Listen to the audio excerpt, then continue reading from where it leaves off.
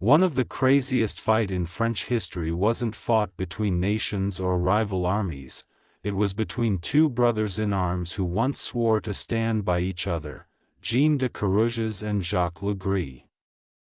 They were warriors, friends, and soulmates forged in the chaos of battle. But jealousy, like the first domino, toppled everything.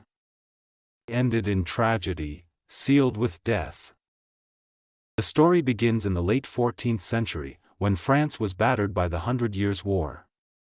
Amid the clash of swords and the thunder of hooves through blood-soaked mud, Jean and Jacques, served under a powerful count in Lower Normandy. They were like two arrows shot from the same bow, charging into the heart of the enemy, saving each other from the thin line between life and death. Years of fighting side by side made them more than comrades, they became brothers. Jean trusted Jacques so deeply that when his first son was born, he chose Jacques as the godfather, a sacred honor and proof of his absolute faith.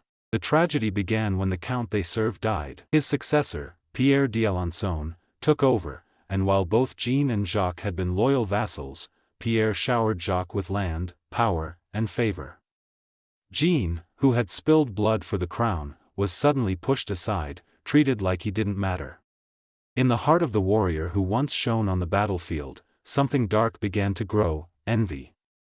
It burned quietly, ready to consume everything. Soon after, Jean suffered a devastating blow. His wife and son died of illness. Heartbroken and lost, he threw himself back into the 100 Years' War, seeking escape in battle. When he returned to France, covered in glory, he was hailed as a hero. He remarried Marguerite, a beautiful and intelligent noblewoman, and it seemed like life was finally turning a new page.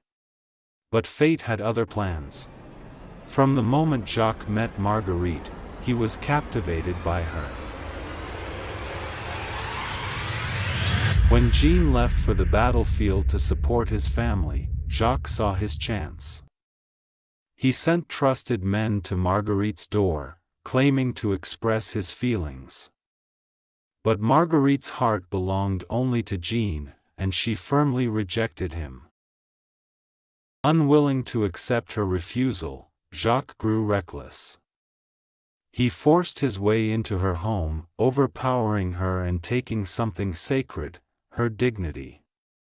Afterward, he threatened her life if she dared speak of it. Marguerite was left shattered, her tears carrying the pain of losing what she had cherished most for the man she loved, now tainted by someone she despised. When Jean returned and found the truth, his anger erupted like a volcano. He had forgiven Jacques before, but this betrayal crossed a line. Jean refused to stay silent. He filed a complaint with the local court, but Pierre, Jacques' ally, dismissed the case. Determined, Jean traveled to Paris directly to the king, laying out the entire story, even revealing that Marguerite was pregnant. But the king didn't believe them. Why? There were no witnesses, and at this time, it was widely believed that a woman could not conceive unless she had consented.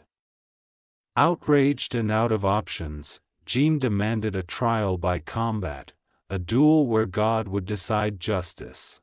Jacques is also angry about his reputation being tarnished, so he files a countersuit against Jean for defamation and agrees to the duel. On December 29, 1386, Paris held its breath. Thousands gathered to watch the duel that would settle the matter with blood.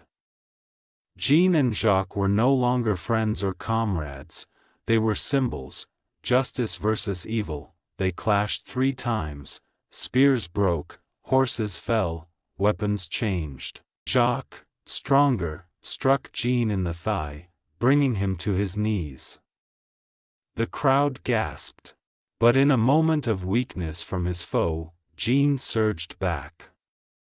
He tackled Jacques to the ground, tore off his helmet. "In God's name, confess," Jean demanded. Jacques screamed, "I'm innocent." Jean didn't believe him. Trusting his blade, he drove it through Jacques' throat, ending the blood of the traitor. Jean won. Marguerite was vindicated. The crowd erupted in cheers, and the king rewarded them with 1,000 francs, equivalent to around $300,000 today, and a monthly stipend of 200 francs, about $60,000 a year. But Jean knew the truth. A part of his soul had died in that fight. He and Marguerite lived in peace for another 10 years, until war called again. Jean donned his armor, left his family behind, and died far from home on a crusade.